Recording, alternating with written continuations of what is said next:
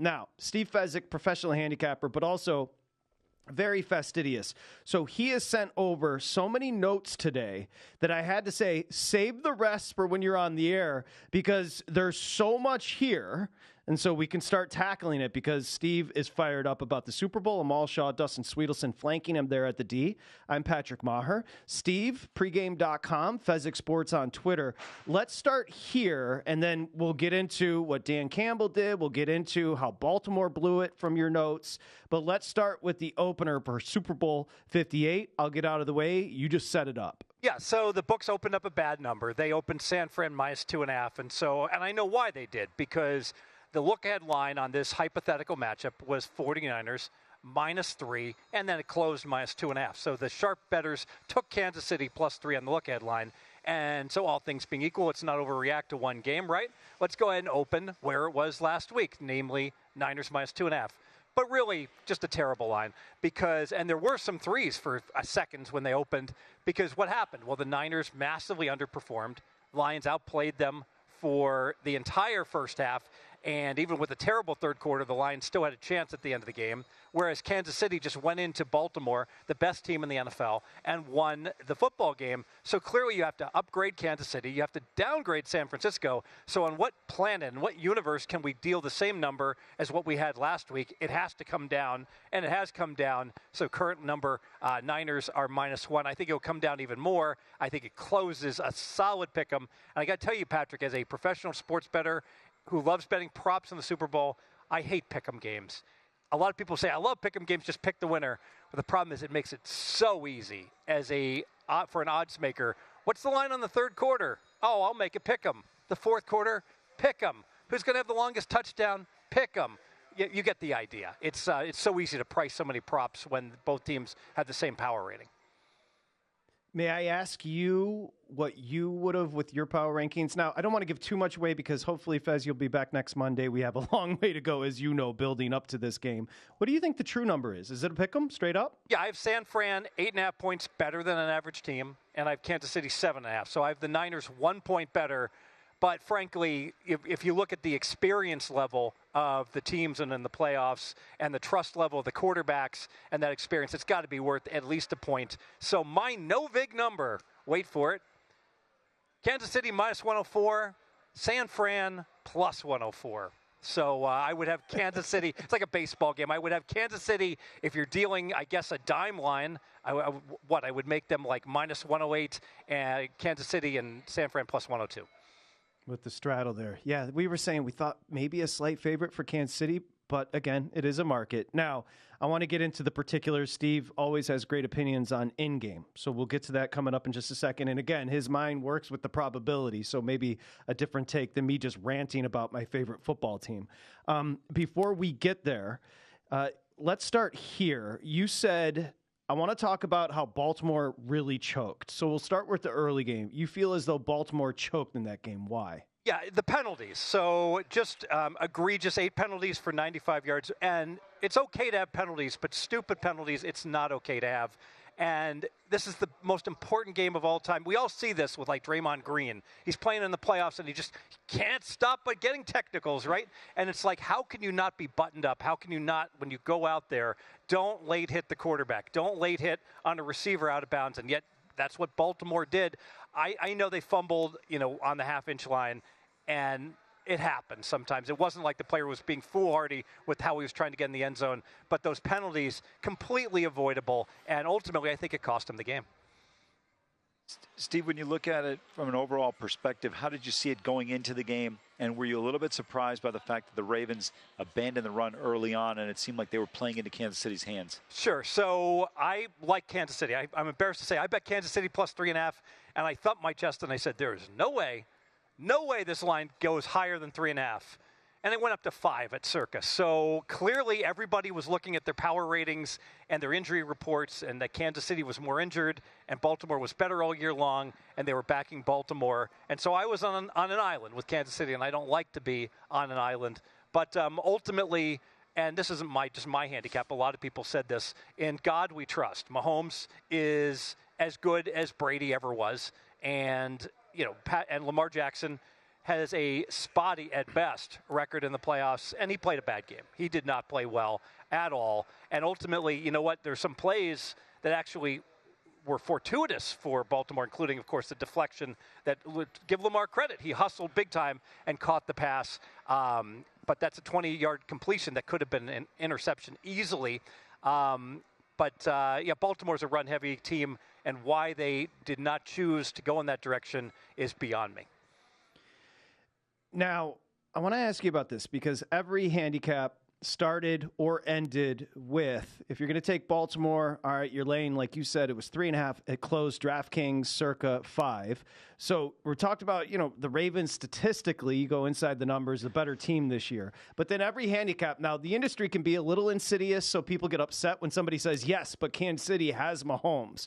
From a professional perspective, it's a little nebulous to say they have Mahomes, but there's something to that as he was spectacular yesterday. Well, and I think, and this is true in the NBA playoffs also, that we have power ratings that are different for the regular season versus the playoffs. And so a good example, like in the NBA, is like Thibodeau's teams all play super hard, and they have these great stats of the regular season because they don't take any games off, but they can't do anything in the playoffs. And Kansas City is obviously, they joke about Andy Reid, and he saves the good plays for the playoffs. But I think also Patrick Mahomes, he didn't score a touchdown all year long, rushing. So he's obviously not putting his body at risk each and every game. It's a long season, but now he'll let it all hang out and rush the ball more and take more risks. And I think we saw him keeping plays alive. There's one play, of course, in particular, where he converted, I don't know if it was a third or a fourth down, to Kelsey. And just no other quarterback in the league can make that play with how he kept it alive in the pocket and then lofted a ball to Kelsey at the last second. Yeah, Patrick, the play that Steve's referencing, he had 11 seconds on that play. Yeah, 11 seconds in the pocket, right? Yeah. Yeah, we were talking about it, Steve. I love Lamar Jackson. I've been an ardent supporter. That was not a great performance. It was also interesting, Steve. I didn't look at the halftime number. I was with family, but you can help us fill in the blanks there at halftime, Chiefs-Ravens. But Monken, who counterpunched against the Texans, and the coverage was better coming out in that second half, he didn't seem to adjust. I thought the offense wasn't overly creative, and they definitely couldn't handle the Chiefs' pressure. Yeah, and, part of it's turnovers. I mean, you look at the underlying statistics, and I get it. Kansas City was nursing a 10-point lead, and their defense has been awesome in the second half, so they did very little. But the bottom line is I'm not confident that Kansas City wins if Baltimore doesn't fumble going into the end zone. At the end of the game, yards per play, Baltimore won 5.9 to 4.4. They had Kansas City did move the chains better with more first downs, but a 3-0 turnover difference and 30 yards versus 95-yard penalty difference, that'll kill you every time, Patrick. So pretty much I'll call it an evenly played game, but not a surprise if in a close game, it really wasn't even all that close, Kansas City was going to prevail. I get where Steve's point is in terms of some of the statistical numbers favoring Baltimore. 17 yards total more gain. But to me, the big thing is you mentioned the turnovers, and then I'm a big fan of third down conversion. Baltimore's 27%, and Kansas City's 44%. And I think that's really when, Patrick, you talked about it when we started the show, 37.5 minutes to 22.5 in terms of time of possession. I thought that was crucial in this game. What's interesting is how one game can define a legacy, because people were talking about how Lamar Jackson, he's gotten a bad rap. He's a 2-time MVP. He's deserving of being given accolades. And now after this game, and to be fair, many said this about Peyton Manning for much of his career. I guess a kind of obviously at a higher level, but the greatest regular season quarterback of all time and a very mediocre at best playoff quarterback.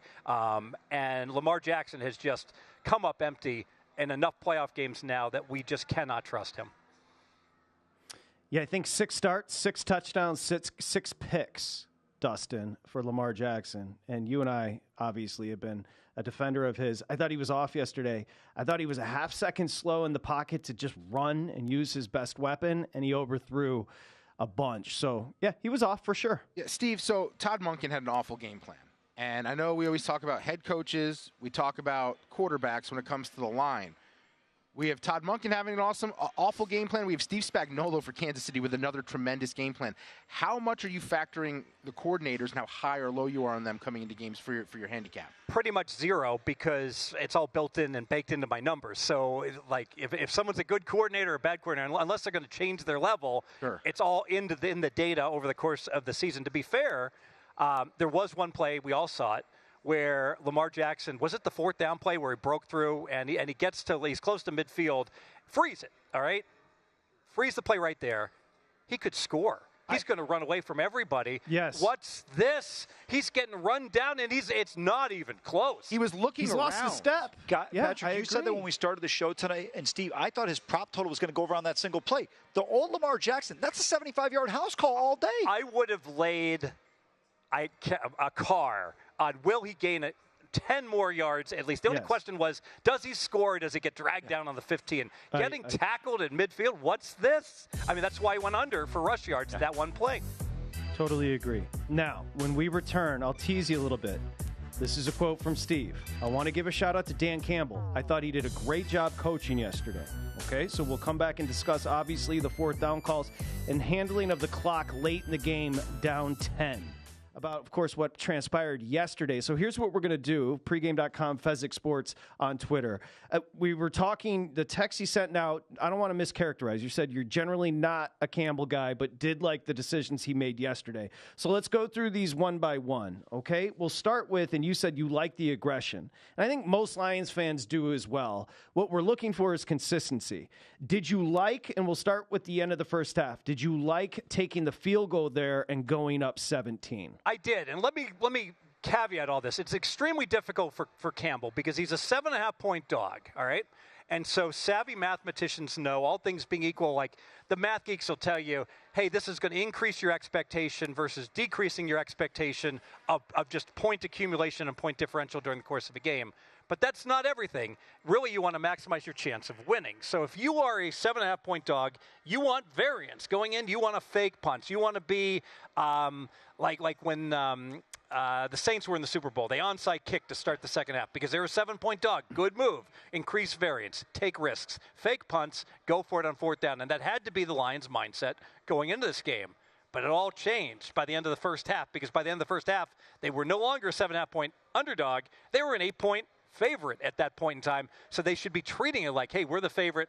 Now we want to reduce variance. So I'm basically taking the Lions have been ultra aggressive all year long, and they should have come into the game saying I should be a madman and ultra aggressive, and now they should probably be conservative. Okay, they're on the 3.5-yard line. How often do they make it if they go for it versus kicking the field goal? Back of the envelope, about 3/7 of the time. So you kick the field goal, you get 3 points. If you go for the touchdown, you make it 3/7 of the time. You get an expectation of 3 points. There's no difference. It's 3 points either way.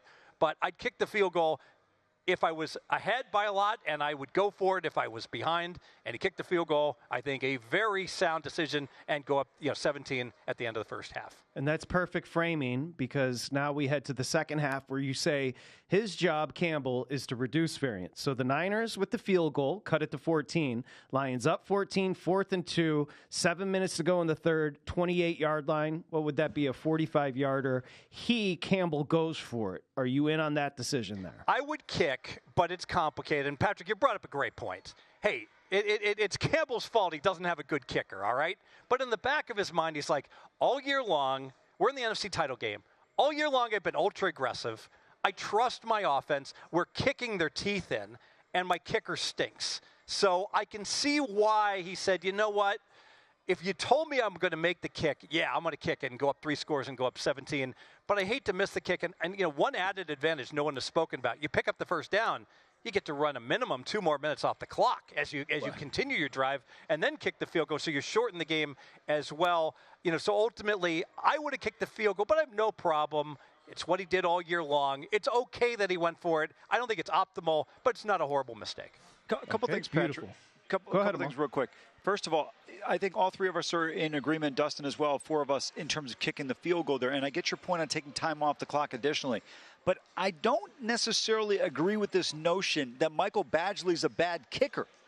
I don't know where this narrative has come from. He's 18 for 21 in the last 3 years from 40 to 49. This would have been a 45-yard field goal attempt. There were not conditions in Santa Clara that were difficult for them to kick in. So I'm not sure why that is being kind of bandied about.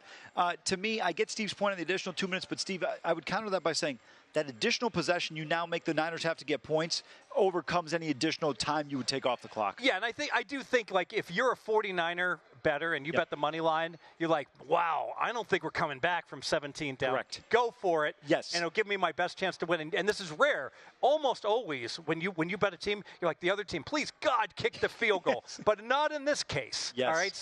So I think it was a mistake, but it was not like that was the mistake that necessarily should have cost them the game. But I do think he should have kicked, yes. Close. They don't convert the 4th down, and I want to try to understand how you measure momentum. Again, nebulous. As a numbers guy, you probably eschew the idea of momentum, but we can get into how it starts to go downhill here for, of course, San Francisco. So the Niners, after the failed 4th and 2, they proceed to score on 5 plays. The Lions are now up 7. The Gibbs fumble. We got a tie game. We head to the 4th. Lions, 4th down on the 30 of the Niners. That's the incompletion of St. Brown. Down 3, pardon me, Steve, down 3, decides to go for it there. In that situation, did you agree with Campbell? Absolutely, because now the script has changed. Now the Lions are the underdog to win. Now that all things being equal, things play out as we expect, the 49ers win this game. We got to increase variance, and the way to do it is to go for it on 4th and short. So I thought 100%, that's the agreed. That they went to the dance with that all year long. Stick with it. Go for it against Dallas. Not from the 7, obviously, but from the 2. I love that. It just didn't work out. Hey, Patrick, going for it from the 7 is exactly what I've been talking about all year, where I don't know if it's an identity, Steve, but that's where he loses his mind. Like, there isn't a person on the planet that thinks it's a good idea in Dallas to go for the 2 from the 7-yard line, but Campbell kind of gets lost in the sauce a little bit, and I just want to continue now on to the end of the game. Now, you heard me, and so I want you to do what you want to do with this, but when Laporta goes out of bounds, 1:39 to go, at the Niner 24-yard line, down 10 the Lions, time is of the utmost importance there. Every second counts.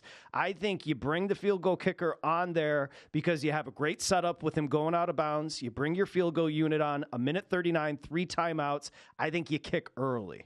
I like the direction you're going in terms of thinking about what's imperative. You got to score within the next 30 seconds, and you cannot use a timeout. Otherwise, you're donezo, all right? So within that context, I would have thought to myself, all right, I'm going to take some shots to the end zone, all right? I tell my quarterback, you got 12 seconds to play with. Try to get us a touchdown. And ultimately they almost did. They got down to the 1-yard line. But you cannot let 30 seconds run off the clock, and you cannot call a timeout, so you have to do it extremely quickly. I know it's probably not going to work, but I would have taken a couple deep shots to the end zone if everyone's covered, just zing it way out of bounds. 10 extra seconds doesn't matter very much, and then kick the field goal on 3rd down. I wouldn't have done it on 1st down. And part of the reason, Patrick, I like that call better when you're down 9. When you're down 10, my goodness, if you kick a field goal, you still need to go ahead and get the touchdown. But I know what you're saying. You could go for 2 then to go ahead and win, which would have been the right call with just seconds remaining. But I like that they continued to go on. But you know what? You need to have a competent quarterback and a competent coach in your play calling. And unfortunately, Dan Campbell is not a Mensa member. And we're going to get to this. One of the worst calls ever in the red zone, 3rd down and goal from the 1.5, right? But his justification's even worse because he said he felt like they had the setup, they had defensively the Niners where they wanted them, and they missed a block.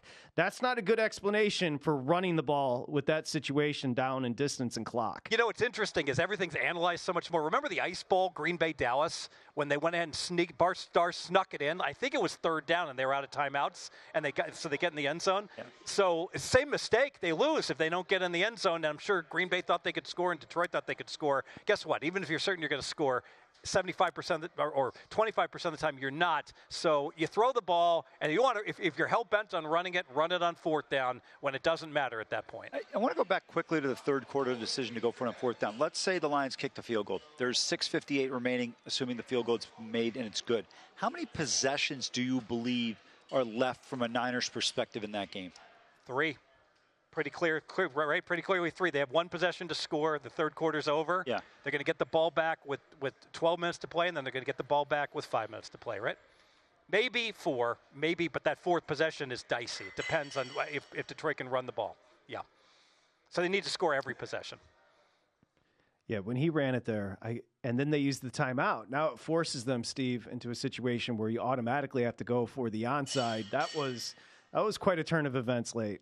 Well, it frustrates as like a professional gambler. It just frustrates you with the usage of the clock. And remember, these are the same Lions that could have just ran the clock out against Tampa Bay. I turned my television set off. I said, this game is over. Victory formation, run 4 or 5 extra seconds, run the play clock down to 1. And then my phone blows up. They're like, it's 2 dummies playing tic-tac-toe, and each side keeps winning. It's like Tampa doesn't use their timeout when they could at the end because Detroit screwed it up so badly. So that's back-to-back end games that Campbell has completely blown. And obviously no one said anything because he won the last game. But having said all that, it's almost like no-limit poker. Remember Chris Moneymaker won the World Series of Poker, and everyone said, how can this dummy be the world champion? It's like, you know what? He's still better than almost all the other players because in no-limit poker, being ultra-aggressive is way better than being passive. And the same thing's true in the NFL. Don't be a wussy wimp. Go for it. More often than not, it's the right thing to do. But they're a billion-dollar corporation. You've said it for many years. How do they not have somebody they're paying a couple $100,000 telling Campbell, a mathematician, exactly what he should be doing? We have to throw here. I'll explain why later. How do you think those Lions fans feel flying all the way back from Santa Clara to Detroit today? If they had lost by 3, a moral victory. I went into this game, Steve, Lions 49ers, like it's house money. The Lions are in the NFC Championship game. They should have beaten Tampa Bay. They did beat Tampa Bay, so they're a 7.5-point dog. It's house money. I didn't feel like it was house money at the start of the second half. So again, everything changes, and my perception of the game changed once they dominated that first half. Yeah, it reminds me, there once was a Florida State game. I think they call it the choke at Doak, where it was 28-0, and it ended 28-28. And whoever was behind, I think if Florida State was behind. Florida State was down 31-3 against Florida. And so Florida State defeats Florida 31-31. That was what the headline was. Yes, you just feel so disgusted when you're up 17 or 28 points and you don't come away with the win. Okay, we do have your quarterback rankings coming up, but let's do this. You said pros love betting the Super Bowl. What will be the highest scoring half? And let's talk about historically how you've approached the Super Bowl in first, second half. So this has been so profitable. Teams get scared. Even savvy teams like New England, they play close to the vest. And in general, the first quarter's low scoring and the first half's lower scoring than the second half. So betting second half to be higher scoring than first half is almost a no-brainer Super Bowl bet that pros have made and profited from handsomely.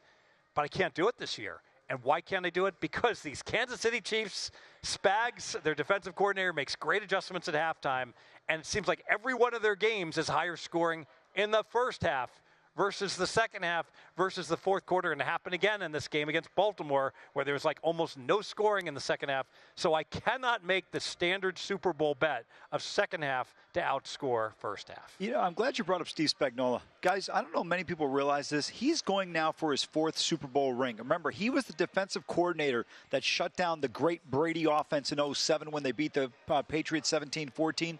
The defensive coordinator twice for the Chiefs, once against Philly and once against the 49ers. So he's had a hell of a run. You mentioned Spagnuolo. That's a great call. And he's a great example of why you never hire a defensive head coach. Because someone like him is always available to run your defense. He was horrific as a head coach. Steve, we haven't gotten Steve's take on that. Do you want to marry the offensive coordinator, an offensive mind, with the quarterback? As opposed to a defensive-minded coach, you're fearful of losing that next hot offensive coordinator. What's your take on hiring a head coach? So this is almost like corporate America, right? Where you get promoted to the level of incompetence. So it's almost like your vice president in charge of sales, right? Can be the best employee in the company. Like everybody loves him, and he's like so much better than anyone else in the pipeline to run your company. And as soon as you make him president of the company, he goes from being the best employee to the worst employee, because being super personable and likable and interacting with all that sales force, it's not the skill set typically that is required to succeed and run a company in corporate America, and so I'd use similar analysis. Always exceptions to the rule, but in general, what makes for a great defensive coordinator is not what makes for a great head coach. Patrick, I'm smiling because he just described the Peter principle at its finest, and he's so right because you see that in the NFL all the time. Well, you also described, you just said how great as a defensive coordinator Spagnuolo's been. Does anybody remember him as the Rams head coach? Exactly. I think he was there for 2 years. I had to look up when Dustin mentioned that who he was the head coach for. Right. I forgot. It was the Rams. Yeah, I don't know if he made it through year number 2. Maybe he did, big guy.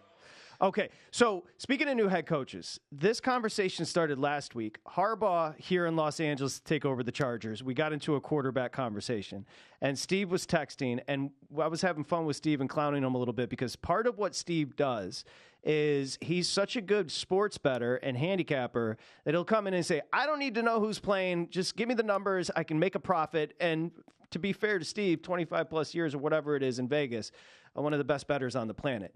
And then he started texting me, he's borderline on Herbert being a top 10 quarterback, okay? Now he has sent us his quarterback rankings and how to apply their value to the number. I believe we do have the rankings, and we have a graph here to show. Steve Fezzik quarterback rankings. Let's go ahead and throw that one up. You've got Mahomes 1, Steve. I'll let you run with it. Yeah, well, he's God, so that's obvious. 2, Josh Allen, just because he can beat you with his legs and with his arms. So Lamar Jackson 3. And by the way, these are quarterback rankings not over the next 10 years. This is if we can have a quarterback for 1 year going forward, when 1 year only, has nothing to do, or we're paying everybody the same. So it's not like dollar adjusted for how much I'm paying the guys. I have Joe Burrow 4. Dak Prescott 5. That would be a little bit controversial. Maybe I'm a little bit high in Dak Prescott. Stafford 6. C.J. Stroud, I'm bringing him in at 7. What do you guys think about that? Am I too high on him? This is just for the coming year. What do you think? And this is all things considered equal. This is you're starting a franchise next year. Everything's equal. This is your order, correct? And yes, and you only get 1 year as a franchise. The world ceases to exist after next year. So there's only 1 year. Do you want to give the number that you have in your graph? Because we don't have the numbers there. Do you want to give the number application? Yes. I started with Mahomes being 5 points better than a Joe Q average quarterback. Who's average? Geno Smith, Trevor Lawrence. I have those guys as average quarterbacks, Trace Fields. All right, so all things being equal, I'm 5 points better Mahomes. Now, an average backup quarterback is like 3 or 3.5 points worse. So you do the differential, and Mahomes is worth 8 to 8.5 points to the point spread. So if Kansas City's laying 8.5, Mahomes is out. Well, now the line should be pick'em. And I need to know that because it's the most important injury such that if in-game betting and if there's suddenly a quarterback change, I need to be able to look immediately at my notes and say, all right, here's what I would make the spread. I know you've given us this. Is this something you mind if we send out on social? I'll tell you, Patrick, I'm looking at this list. What a great way for people next year to have an understanding of when they're looking to make a bet on a game. And you mentioned the Mahomes-Gabbert situation. If they're laying 8.5, they're a pick'em. I think this is a great way for people to be able to get ahead of what the line move could be based on a backup playing as opposed to the starter for certain teams. And you don't have to use Steve's rankings, but it gives you an idea how to put it together. Yeah, and there's some. I think. Go ahead, Steve. No, Patrick, go ahead. I just want to give because this is where it's 1. Okay, so once you get to 8 there at Tua, he's got Stroud 1.5 points better than the average Joe. And now here's where we get to that Herbert conversation along with others. You've got Tua at 8, Hurts 9, Herbert 10, Goff 11, Love 12, and Cousins 13, and you have all of them 1 point better than the average, correct? Yeah, so they're all a slightly above average starting NFL quarterback, and I kind of throw a blanket over all of them. I'm really not sure. Obviously, some of them I have much higher confidence level, like Kirk Cousins. I know how good Cousins is. He's a good quarterback, borderline top 10. I don't know about Jordan Love. Jordan Love could be great next year, but I don't have enough data points to be certain of that, so I put him in with that same category, whereas like Jared Goff, I feel very confident. Yeah, he's a borderline top 10 quarterback right now. Okay, boys, go ahead. Let's have at it. Now, here's what I would say. I would put Herbert above Hurts. I'd put Herbert above Tua. Tua being 8 above Herbert. My mind is legitimately blown, all things considered equal. I can't even conceptualize how Tua would be even on the same planet as Herbert. And then I probably would put Herbert ahead of Stroud. So I'd have Herbert and my list 7. Boys? I would take Dak Prescott down. I think that's for me, very valid. Yeah. I'd take him down, so I'd have Herbert 6. Yeah. I agree with Matthew Stafford, C.J. Stroud. Tua, I think, is a little bit high for me, but it's a little bit of splitting hairs. Problem with Tua is it feels like the situation has to be perfect or everything's got to be just right for him to be successful. But overall, don't really have too many objections. I'll tell you the one that I love is Trevor Lawrence being there with Geno Smith and Justin Fields. Guys, this guy's been a turnover machine, and people don't recognize that because he was the first overall pick and the success he had at Clemson. He has not been great or nearly as great as people think because he was 1 overall. And I think Dustin? I can't go Tua over Herbert. I can't go Hurts over Herbert just because he has to be schemed up in a unique way, whereas I think Justin Herbert, you can work in any system. I would probably put Jordan Love a slightly behind her. I'd probably have Herbert at 7 for me. You know, to be fair with Tua and Hurts is that I say this is next year's. This is really opening day next year. It's really one game. So when Tua's healthy and Hurts is healthy, I think Hurts healthy is better than Herbert. But I mean, my goodness, by the end of the year, we saw what happened to running quarterbacks. We saw it with Lamar Jackson. It becomes a problem. It's really hard to throw the ball effectively when you're contused all over your body from all the hits you take as a running quarterback. Tremendous information. And you can, if you guys want to tweet that out. I think it's a good primer for bettors going into next year, how to rank the quarterback. Great stuff. Pregame.com, at Fezzik Sports on Twitter. Steve Fezzik. Steve, you get the last word. 12 seconds. What do you got for us? It's the Super Bowl. It's one game. Don't go crazy betting 10 times your normal bet size. The pros bet like crazy on the Super Bowl, but they bet props, not side total. Go to VSiN.com/subscribe to become a VSiN Pro subscriber today.